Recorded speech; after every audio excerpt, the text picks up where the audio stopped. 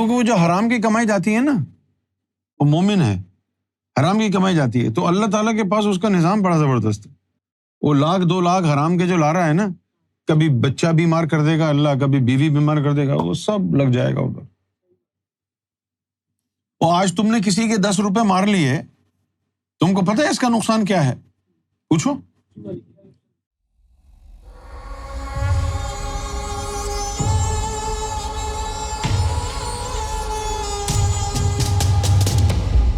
زندگی گزارنے کے لیے ظاہر ہے انسان کو کام دھندا تو کرنا پڑتا ہے، ورنہ زندگی گزرے گی کیسے؟ اپنا روزی روٹی کمانا، اپنی ضروریات کو پوری کرنا، اس کی تو شریعت نے اجازت دی ہے نا۔ بلکہ شریعت نے تو یہ کہا ہے کہ اگر تم حلال طریقے سے اپنا رزق تلاش کرو نا، تو اللہ تعالیٰ نے کام دھندا کاروبار کرنے کو بھی عبادت قرار دیا، اگر حلال ہو۔ اور حرام کما رہے ہو تو سب برباد۔ ہمارے مسلمانوں کی اس پر نظر کہاں ہے؟ داڑھی رکھنے پہ زور ہے، امامہ باندھنے پر ہیں، نماز اور روزے پہ تو زور ہے، رزق حلال پر زور نہیں ہے، جو کہ ہر چیز کی جڑ ہے۔ کیچڑ کا ذرا سا پانی اچھٹ کے لگ گیا آپ کے کپڑوں کو تو فوراً جا کے آپ کپڑے چینج کریں گے، وضو دوبارہ تازہ کریں گے۔ اور ایک لقمہ بھی حرام کا چلا گیا، اس کو پاک کرنے کا کیوں نہیں ہے تمہیں شعور؟ جب سنو ہوتی ہے تو سڑکوں پر سنو جم جاتی ہے، راستے بند ہو جاتے ہیں، گاڑی چل نہیں سکتی، تو اس کو کلیئر کرتے ہیں نا۔ اسی طرح یہ نور تمہاری نسوں میں دوڑے گا۔ اگر نسوں کے اندر حرام ہوا، نار ہوئی، تو یہ نور سفر نہیں کر سکے گا، اللہ تک پہنچو گے کیسے؟ یہ بات ہی سمجھ میں نہیں آ رہی۔ روحانیت میں رزق حلال کی بنیادی ضرورت ہے۔ رزق حلال نہیں ہے تو پھر کوئی تصوف نہیں ہے۔ اتنا اہم ہے رزق حلال۔ اور کسی حلال چیز کو حرام بن جانا بڑا آسان ہے۔ کیسے؟ آپ کہیں جاب کرتے ہیں، 8 گھنٹے کام کرنے کے پیسے لیتے ہیں، اب اس 8 گھنٹے میں سے ڈنڈی مار کے اگر آپ آدھے گھنٹے کے لیے بیٹھ گئے، لیکن پیسے تو 8 گھنٹے کے لیے، تو وہ آدھا گھنٹہ جو آپ نے بغیر کام کے گزارا ہے، وہ آپ کی پورے مہینے کی کمائی کو حرام کر دے گا۔ رزق حلال بہت ضروری، پوری کر دے گا اللہ، برکت ڈالے گا۔ ہوس جو ہے نا، ہوس، یہ بھی ہو جائے، وہ بھی ہو جائے، یہ بھی لے لوں، وہ بھی لے لوں، یہ ہوس انسان کو مار دیتی۔ لیکن اگر آپ حلال کمائی پر، رزق حلال پر قناعت کریں نا، تو اللہ تعالیٰ اس میں برکت ڈال دے۔ کیونکہ یہ جو ہائی ویز اور بائی ویز ہیں آپ کے، ان کو پاک صاف تو رکھنا ہے نا، تاکہ وہاں سے نور کا گزر ہو سکے۔ ایک آدمی جو حرام کما کے اپنا پیٹ پالتا ہے، اپنی بیوی بچوں کا، ماں باپ کا پیٹ پالتا ہے، اس کو یہ اندازہ کبھی احساس ہوتا ہے کہ وہ سب کی عاقبت خراب کر رہا ہے؟ بیوی کو بھی پوچھنا چاہیے شوہر سے، یہ کہاں سے آ رہا ہے مال؟ حلال کا ہی ہے نا؟ پوچھنا چاہیے نا۔ لیکن دنیا کا دستور ہی نرالا ہے، آتے ہوئے پیسوں کو کون پوچھتا ہے؟ اوے آنے دو۔ اگر شوہر ایماندار ہے تو کہیں گے نکھٹو ہے۔ پاکستان میں تو اب ایک عرصہ گزر گیا، شادی بیاہ کرنے سے پہلے پوچھتے ہیں کہ اس کی سیلری ویلری کو چھوڑو، اس کے اوپر کی آمدن کتنی ہے۔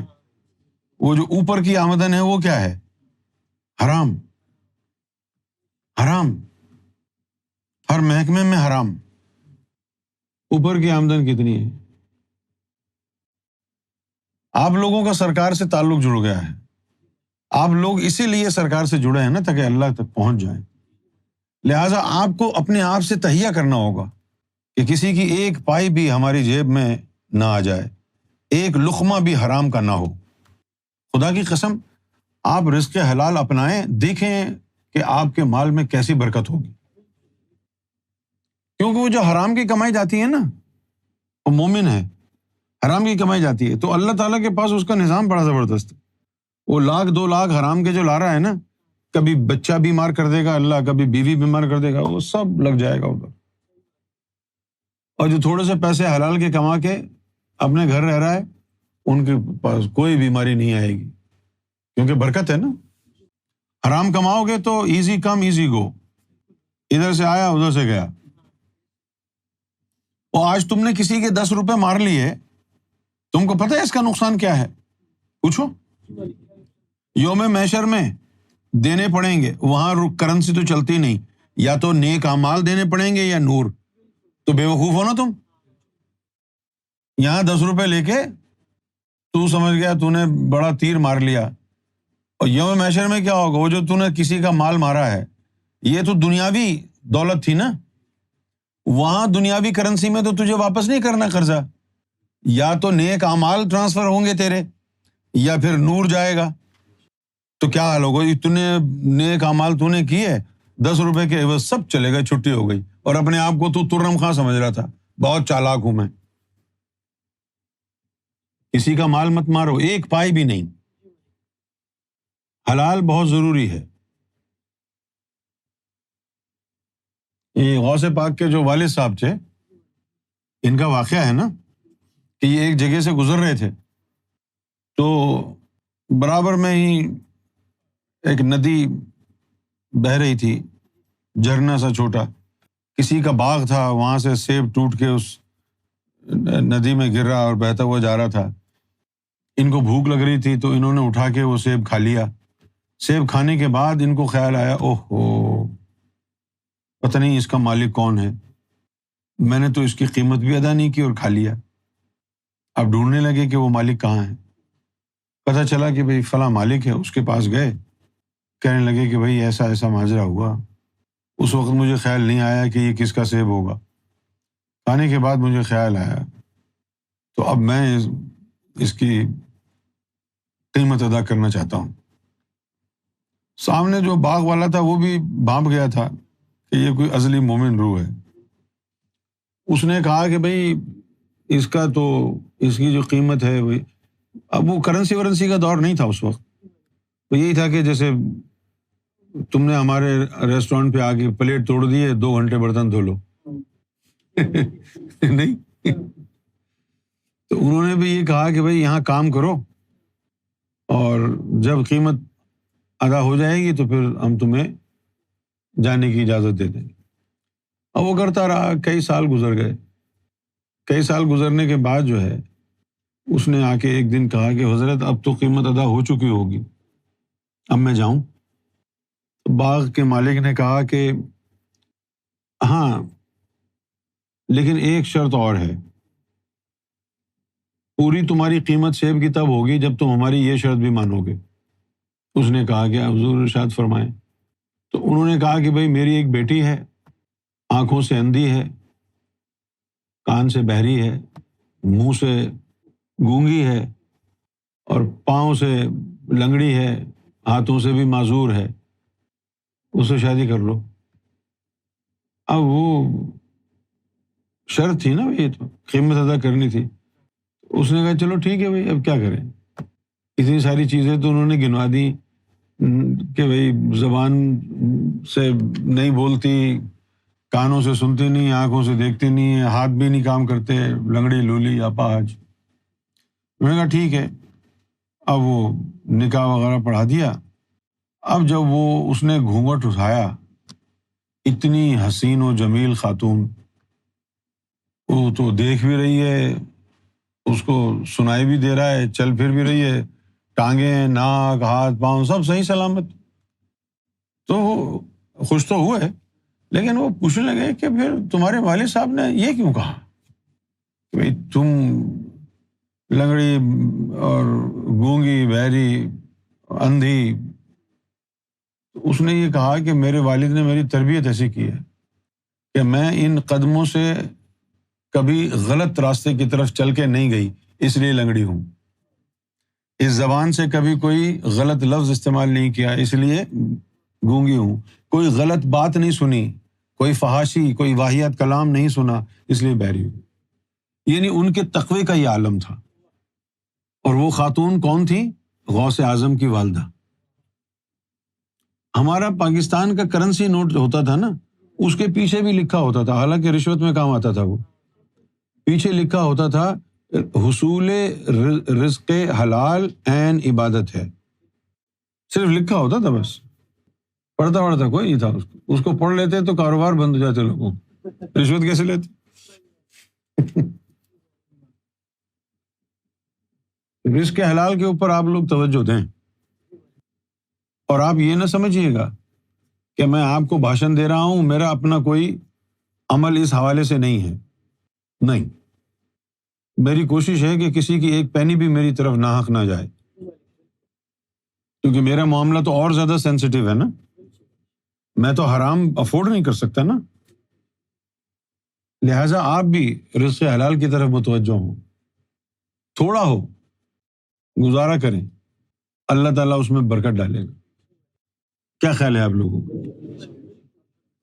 کہیں کام کرتے ہیں، 8 گھنٹے کام کرتے ہیں تو 8 ہی گھنٹے کام کریں جتنا آپ کو پیسے دیتا ہے۔ کاروبار کرتے ہیں تو کاروبار میں ہیر پھیر نہ کریں، جھوٹ نہ بولیں، کم نہ تولیں، جو تمہارے مال میں نقص ہے وہ کسٹمر کو بتائیں، ورنہ پھر حرام ہے۔ اب جیسے رمضان کے مہینے میں پاکستان میں کیا ہوتا ہے، پرانی بوسیدہ کھجوروں کے اوپر تیل لگا کے چمکاتے ہیں، لوگوں کو اچھی لگے، تیل لگا، اور دودھ والے کیا کرتے ہیں وہاں، دودھ میں پانی ڈالتے، یعنی اگر 20 کلو دودھ ہے، آرام سے 5 کلو پانی تو ملا دیتے ہوں گے اس میں، ہے نا۔ اب جب میں سرکار سے مل لیا تو کیا ہوا، پھر ایک دن ہمارے والد صاحب کی دکان تھی، چاول، آٹا، دال، قیوم کے والد صاحب کا بھی یہی کام تھا، چاول، آٹا، کریانے کی دکان تھی، کریانہ سمجھتے ہیں نا، تو وہاں جوڑیا بازار سے ہم سامان لے کے آتے تھے۔ تو ایک دن والد صاحب نے کہا، یار میری طبیعت خراب ہے تو تم ایسا کرو، ہلدی لے آؤ بازار جا کے۔ تو انہوں نے مجھے ایک دکان کا پتہ بتایا کہ یہاں سے 20 کلو ہلدی یہاں سے لینا اور 10 کلو ہلدی اس دکان سے لینا۔ تو میں لے آیا۔ اب میں جب جانے لگا، 20 کلو ہلدی جو ہے ایک شاپ سے خریدی، 10 کلو ہلدی دوسری شاپ سے لی، تو جو 10 کلو ہلدی تھی وہ بہت مہنگی تھی، اور جو 20 کلو لی تھی وہ اس کے چوتھائی بھی نہیں تھی۔ تو میں نے والد صاحب کو جو ہے آ کے کہا کہ آپ کو بزنس کرنا نہیں آتا۔ کہنے لگے وہ کیسے؟ میں نے کہا بھی آپ نے اتنی مہنگی ہلدی 10 کلو والی کیوں منگائی؟ 20 کلو جو ہاں سے میں نے لی وہ تو اتنی سستی تھی، تو وہی منگاتے ہیں نا، تو یہ کیوں منگائی مہنگی والی؟ تو پھر انہوں نے کہا بھائی بات یہ نہیں ہے، وہ جو 10 کلو منگائی ہے وہ ہے اچھی والی ہلدی، اور یہ جو 20 کلو منگائی ہے یہ 2 نمبر مال ہے، تو یہ 20 کلو اور 10 کلو مکس کر کے 30 کلو ہو جائے گی، اور دام ہم وہی لیں گے۔ میں اپنے والد صاحب کی شکل دیکھ کے پریشان ہو گیا۔ میں نے کہا یار یہ تو حرام ہے، یہ تو فراڈ ہے۔ یعنی یہ پہلا واقعہ تھا جس کے بعد جو ہے نا وہ میرے ذکر فکر کرنے پر بڑے پریشان رہتے تھے، ناراض رہتے کہ یہ جب سے وہاں جانے لگا ہے یہ گستاخ ہو گیا ہے، اپنے باپ کو کہتا ہے کہ حرام کر لیکن وہ سستی والی ہلدی اور مہنگی والی ہلدی ملا کے اور وہ بیچ رہے ہیں، تو وہ حرام تھا نا۔ اس کے بعد دوبارہ جو ہے ہم نے ان کو یہ کام نہیں کرنے دیا۔ میں بھائی یہ نہیں ہوگا، کیوں سارے سب کو جہنم میں بھیجنا چاہتے ہیں؟ سخت اسٹینڈ لیا نا کہ بھائی ہم تو نہیں کھائیں۔ خیر انہوں نے میرے سامنے تو یہی کہا کہ ٹھیک ہے، اور جب بھی میں جاتا تو وہی لے کے آتا مہنگی والی، کیونکہ یہ معاملہ صرف اور صرف اس کا نہیں ہے، ایمان کا، سب سے پہلے تو انسانیت بھی ہے کہ لوگوں کو تکلیف ہوگی، لوگوں کو نقصان ہوگا، لوگوں کی زندگیاں برباد ہوں گی، بیمار ہوں گے، دوسرا یہ ہے کہ ہم تو رب کے راستے میں چل رہے ہیں، 2 روپے کی خاطر ہم اپنا جو راستہ ہے رب کی طرف جا رہا ہے اس کو کیوں بلاک کر دیں؟ لہٰذا رزق حلال کمانا بہت زیادہ ضروری ہے، خاص طور پر مسلمانوں کو چھوڑو، صوفیوں کے لیے ہر حال میں رزق حلال از اے مسٹ. حرام نہیں کما سکتے. اگر حرام کھانا ہے، حرام کمانا ہے تو پھر یہ اس راستے سے ہٹ جاؤ، وقت ضائع ہوگا تمہارا، کبھی بھی نہیں اللہ تک پہنچو گے. ایک لفظ جھوٹ بول دیا کاروبار میں، سب حرام ہو گیا. تو